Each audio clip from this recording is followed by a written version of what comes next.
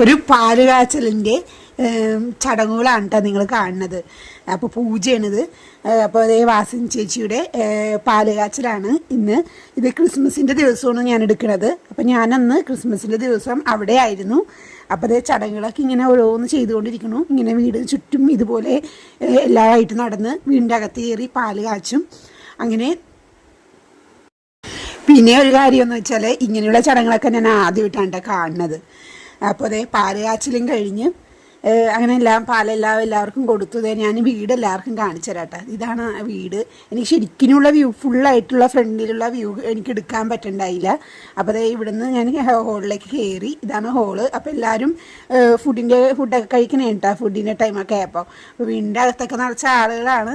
പിന്നെ ഇവിടുന്ന് ഈ ഹോളിൽ നിന്ന് നേരെ വന്നത് ഈ റൂമിലേക്കാണ്. ഇവിടുന്ന് നേരെ ഇപ്പുറത്ത് സ്റ്റെയറും ഉണ്ട്, മുകളിലേക്ക് പോണ സ്റ്റെയറും ഉണ്ട്, ഇപ്പുറത്തെ ഒരു റൂമും ഉണ്ട്. താഴെ ഒരു റൂമാണുള്ളത്. പിന്നെ അറ്റാച്ച്ഡ് ബാത്റൂം ഉണ്ട്. അങ്ങനെ ഇവിടുന്ന് താഴെ പിന്നെ കിച്ചണും ഉണ്ട് കേട്ടോ. കിച്ചൺ അടിപൊളിയാണ്, നല്ല അടിപൊളി കിച്ചണാണ്. പിന്നെ ഫുഡും അന്ന് അവിടെ വെച്ച് പരിപാടി നടത്താറുണ്ട്. അതിൻ്റെ സാധനങ്ങളൊക്കെ അവിടെ ഇരിക്കുകയാണ്. ഇനി നമുക്ക് മുകളിലേക്ക് കയറാം കേട്ടോ. മുകളിൽ ഇതുപോലെ ചെറിയ ഹോളുണ്ട്, 3 ബെഡ്റൂമുണ്ട്. ഇത് പുറത്ത് അതിൻ്റെ മുകളിലേക്ക് 3-ാം നിലയിലേക്ക് കയറുന്ന സ്റ്റെയറിൻ്റെ ഡോറാണേ. ഇനി ഇവിടെയാണ് ഒരു റൂമുള്ളത്. ഇത് ചേച്ചിയുടെ പേരക്കുട്ടിയുടെ റൂമാണെന്നാണ് പ്രത്യേകം പറഞ്ഞേക്കണത്. അതാണ് വേറെ ടൈപ്പ് ടൈലൊക്കെയാണ് ഇടിപ്പിച്ചേക്കണേ കേട്ടാ. പിന്നെ ഇപ്പുറത്തത് വേറെ റൂം. പിന്നെ ഇതിൻ്റെ രണ്ടിൻ്റെ ഓപ്പോസിറ്റായിട്ട് ഒരു റൂം കൂടി ഉണ്ട്. അങ്ങനെ 3 റൂമാണ്. 3 റൂമിലും അറ്റാച്ച്ഡ് ബാത്റൂം ഉണ്ട്. നല്ല അടിപൊളി സെറ്റപ്പുള്ള വീടാണേ, എനിക്കിഷ്ടമായി.